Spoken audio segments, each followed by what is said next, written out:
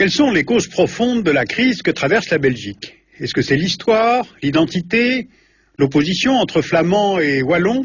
Eh bien, regardons aujourd'hui quelques cartes pour essayer de comprendre.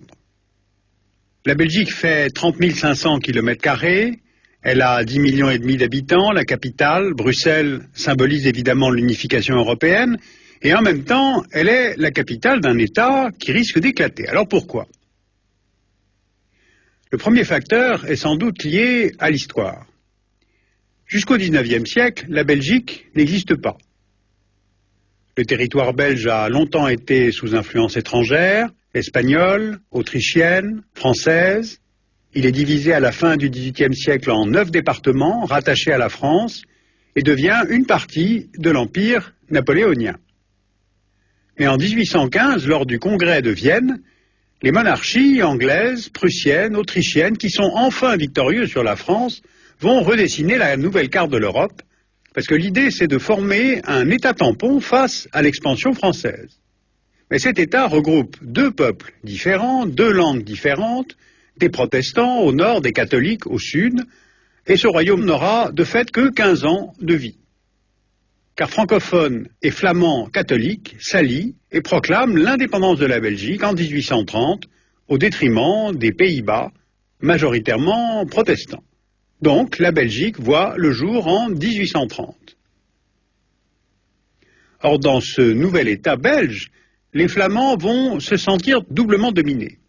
D'abord au niveau linguistique. On voit sur cette carte des langues en Europe que la Belgique se trouve exactement sur la ligne de partage entre les langues germaniques et les langues romanes. Et dans la nouvelle Belgique, le français s'impose comme la langue officielle du pays, en réaction aux Pays-Bas, directement voisins, et parce que la bourgeoisie économique qui est présente dans les grandes villes du pays est surtout francophone. Ce n'est qu'en 1898 que le flamand est reconnu comme seconde langue officielle. Ensuite, parce que la Wallonie devient l'une des grandes régions industrielles de l'Europe.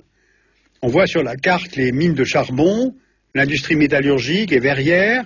Elle tire l'économie belge durant toute la première moitié du XXe siècle, alors que la Flandre est agricole et moins développée. Or, le renversement s'opère à partir des années 1960. Les industries minières de Wallonie commencent à entrer en crise, et la Flandre rattrape son retard de développement en pariant sur les secteurs automobiles, chimiques, textiles. La Flandre tire parti de l'essor du commerce maritime, notamment grâce au port d'Anvers, qui est situé à l'embouchure de l'Escaut. Anvers est aujourd'hui le premier port de Belgique, le 3e port à containers d'Europe. Il est relié à un important réseau fluvial et autoroutier belge qui ouvre sur les grandes villes d'Europe de l'Ouest. La Flandre est donc peu à peu très bien intégrée dans la mondialisation et aujourd'hui elle génère à elle seule 80% du commerce extérieur de la Belgique. Elle a en 2005 un taux de chômage de 5,4% et la Wallonie 11,8%. Donc le problème c'est que les Flamands considèrent que c'est leur région qui tire le dynamisme économique de toute la Belgique, la Wallonie bénéficiant d'importants transferts financiers par le mécanisme de redistribution du budget de l'État belge. Bien, alors justement, comment fonctionne cet État? Le Royaume de Belgique était au départ un État centralisé qui a amorcé un processus de décentralisation à partir des années 70 pour devenir un État fédéral en 1993. Ce pays est divisé en 3 régions. La région flamande avec 6 millions d'habitants, ses principales villes étant Anvers, Gand, Bruges. La région wallonne, 3 millions et demi d'habitants, avec les villes de Liège, Namur, Charleroi. Et la région de Bruxelles-Capitale, majoritairement francophone, enclavée à l'intérieur de la région flamande. Chacune de ces 3 régions est dotée d'un parlement, en plus du Parlement fédéral qui siège à Bruxelles. À ce découpage institutionnel s'ajoute aussi un découpage linguistique, qui est différent. Il existe 3 langues officielles en Belgique, dont on a fait 3 communautés. La communauté flamande, qui couvre la Flandre et les locuteurs flamands de Bruxelles. La communauté française, qui couvre les francophones de Bruxelles et la Wallonie, à l'exception de la partie est du pays, qui est germanophone. Sur ce petit territoire qui a été gagné sur l'Allemagne en 1920 vivent 75 000 locuteurs allemands qui forment la 3e communauté linguistique du pays. Donc les institutions de la Belgique sont compliquées. C'est un régime de monarchie parlementaire, doté d'institutions fédérales, auxquelles se superposent des institutions régionales et communautaires. Or, ce fédéralisme, qui est conçu à l'origine pour garantir en même temps flexibilité et cohésion de la Belgique, est aujourd'hui le cœur même du problème. Parce que parmi les compétences qui restent à l'État belge figurent la justice, les finances, le budget, le maintien de l'ordre, la défense, la politique étrangère et surtout l'emploi et la sécurité sociale. Or, dans ce dernier domaine, de nombreux Flamands voudraient que la sécurité sociale et la politique de l'emploi soient gérées justement au niveau régional et non plus au niveau national. Car ils ont le sentiment de payer pour les Wallons. Sauf qu'évidemment, une telle décision, un tel processus met tout simplement fin à la raison d'être d'un gouvernement fédéral.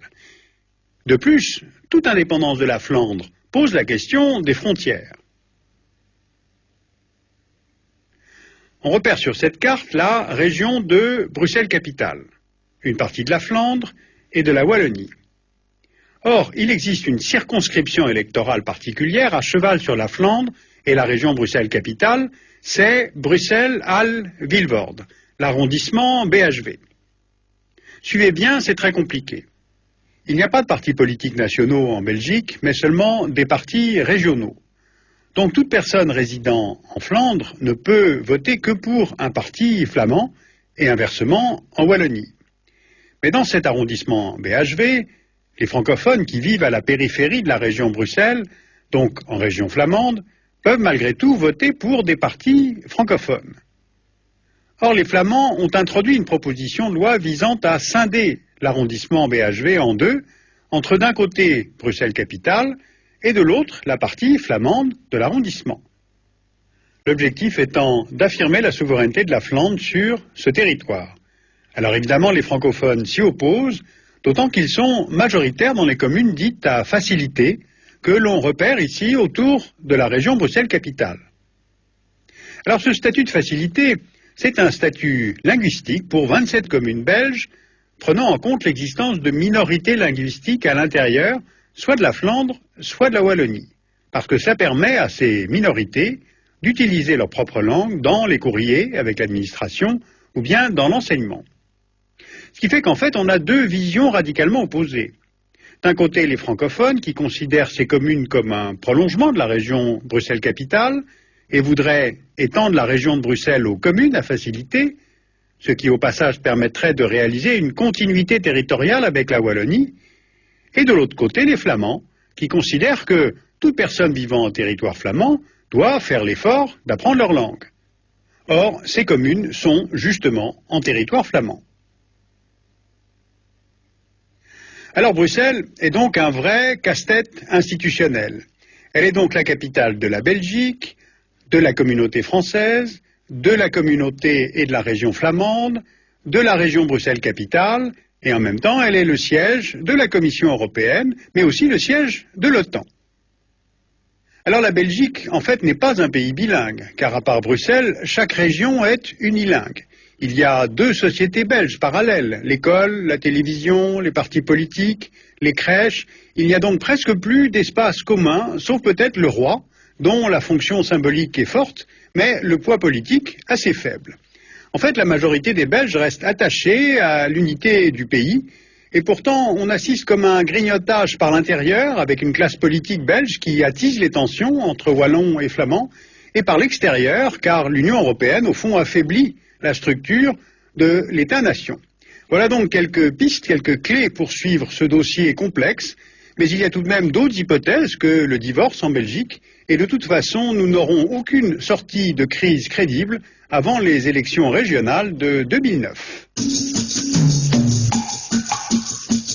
Alors sur ce pays complexe, vous pouvez lire de Pierre-Yves Monette, Belgique où vas-tu, chez Mardaga, et aux éditions de Buck, d'une part Voyage au bout